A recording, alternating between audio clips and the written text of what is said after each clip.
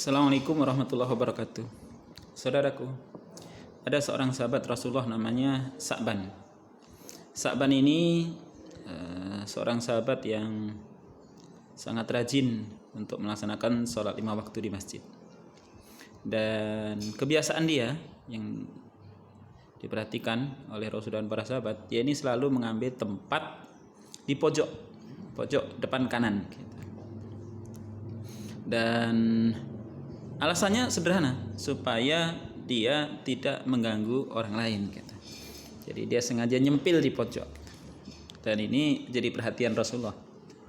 Nah, pada suatu pagi ketika akan melaksanakan sholat subuh, Rasulullah nengok ke tempat Sa'ban biasa duduk. Nyata nggak kelihatan. Sehingga Rasulullah bertanya pada para sahabat, siapa yang melihat Sa'ban? Dan para sahabat pun tidak tahu. Nah, maka sholat subuh sengaja agak ditunda. Khawatirkan mungkin Sa'ban masih dalam perjalanan untuk ke masjid gitu. Nah, ternyata ditunggu-tunggu nggak pula datang. Maka sholat subuh pun dilaksanakan dengan diimami oleh Rasulullah SAW. Selesai sholat, Rasulullah bertanya kembali kepada para sahabat, siapa yang melihat Sa'ban? Dan para sahabat pun tidak tahu. Tidak ada yang melihat Sa'ban. Nah, kemudian Rasulullah dengan penuh khawatir bertanya, di mana? Siapa yang tahu rumahnya Sa'ban? Maka ada seorang sahabat yang mengangkat tangannya, saya ya Rasulullah gitu. Maka Rasul pun minta diantar ke rumah Sa'ban. Dan ternyata rumah Sa'ban ini jauh. Ketika sampai di rumah Sa'ban itu sudah waktu duha. Ya, ada yang memperkirakan mungkin sekitar 2 atau 3 jam begitu. Nah, sesampai di rumah Sa'ban, setelah mengucapkan salam, maka keluar seorang wanita dari dalam rumah Sa'ban. Dan kemudian Rasulullah pun bertanya, apakah benar ini rumahnya Sa'ban? Ya, benar ya Rasulullah. Mana dia? Maka wanita ini pun menangis. Wahai Rasulullah, sesungguhnya Sa'ban telah meninggal pagi ini. Masya Allah. Jadi Sa'ban tidak ke masjid karena memang sudah meninggal. Maka kesedihan pun menyelimuti mereka. Kemudian si istri ini mengajukan pertanyaan pada Rasulullah, bercerita pada Rasulullah. Ya Rasulullah, ada satu hal yang membuat ganjalan di saya. Apa itu? Ketika Sa'ban sakratul maut, dia mengucapkan 3 kalimat. Dia meneriakkan 3 kalimat. Yang pertama, aduhai, seandainya lebih jauh. Yang kedua, aduhai, seandainya yang baru. Kemudian yang ketiga, aduhai, kenapa enggak semuanya? Ini apa maksudnya ya Rasulullah? Maka Rasulullah pun menceritakan. Rasulullah membacakan sebuah ayat yang menggambarkan bahwa di akhir hayat itu akan ditunjukkan oleh Allah apa-apa yang sudah kita lakukan dalam kehidupan gitu. Begitu juga Allah tunjukkan kepada Sa'ban.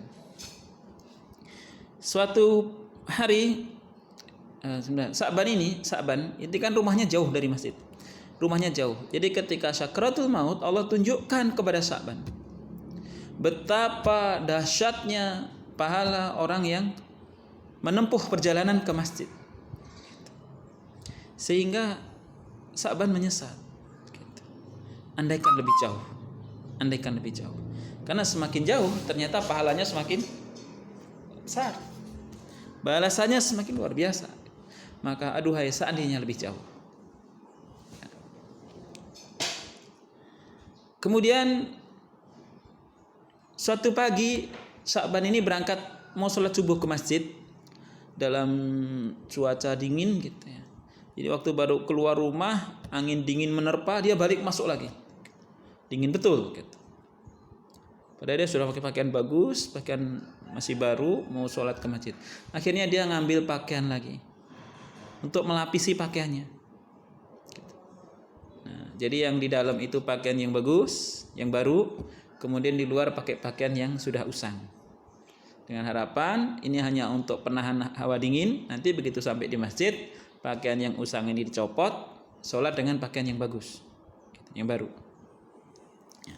Dalam perjalanan sudah dekat ke masjid, dilihat ada orang yang terbaring kedinginan. Maka Sa'ban melihat orang itu, kasihan, kemudian dibukalah bajunya yang di luar, baju yang usang tadi, dipakaikan kepada dia. Pada orang ini, kemudian orang ini dipapah, diajak ke masjid untuk sholat bareng-bareng, sehingga orang ini pun selamat dari ancaman mati karena kedinginan. Gitu. Dan ketika sakaratul maut, Allah tunjukkan betapa dahsyat, betapa hebat balasan Allah yang akan diberikan kepada Sa'ban karena dia sudah menolong orang itu, sehingga Sa'ban menyesal. Gitu. Kenapa yang diberikan kok pakaian yang lama, yang usang? Aduhai, seandainya yang kuberikan adalah pakaian yang baru, tentu akan lebih dahsyat lagi balasan Allah. Kemudian di hari yang lain, dalam keadaan lapar, Sa'ban ini makan roti. Makan roti di depan rumah, gitu, dicelup susu, gitu. Enak itu, makan roti celup susu, gitu. Nah, ternyata ada seorang pengemis datang. Orang ini sudah 3 hari nggak makan katanya, sehingga dia sangat kelaparan. Gitu. Maka melihat orang ini meminta-minta, kemudian dipanggil oleh Sa'ban. Sa'ban membagi susunya jadi 2 bagian sama banyak, dan membagi rotinya jadi 2 bagian sama banyak. 1 bagian roti dan susu itu diberikan pada orang tadi, kemudian Sa'ban memakan sebagiannya. Sehingga mereka sama-sama makan. Dan ketika sakaratul maut itu, Allah tunjukkan betapa indahnya balasan diberikan Allah karena Sa'ban sudah memberikan makan pada orang yang kelaparan. Maka Sa'ban pun menyesal. Kenapa enggak semuanya? Kenapa tidak semuanya? Tentu kalau memberikan setengah saja balasannya sudah demikian dahsyat, apalagi kalau diberikan semuanya. Saudara yang dimuliakan Allah, betapa dahsyatnya Sa'ban ini. Dia tidak ke masjid itu karena memang ternyata sudah sampai ajalnya, sudah meninggal. Dia seumur hidupnya dia berusaha untuk ke masjid. Kemudian betapa dahsyatnya penyesalannya gitu, karena ternyata melakukan amal kurang optimal. Jadi walaupun sudah sangat baik, tapi dia masih merasa kurang optimal. Lalu bagaimana dengan kita? Itu masalah. Kita sering sekali menganggap diri sudah baik, sudah optimal gitu. Padahal mungkin yang kita lakukan belum sepersepernya. Ya, mungkin masih kurang dari setengah, kurang dari 1/4, bahkan kurang dari 1/10, bahkan mungkin kurang dari 1% kebaikan yang potensi kebaikan yang harusnya bisa kita lakukan.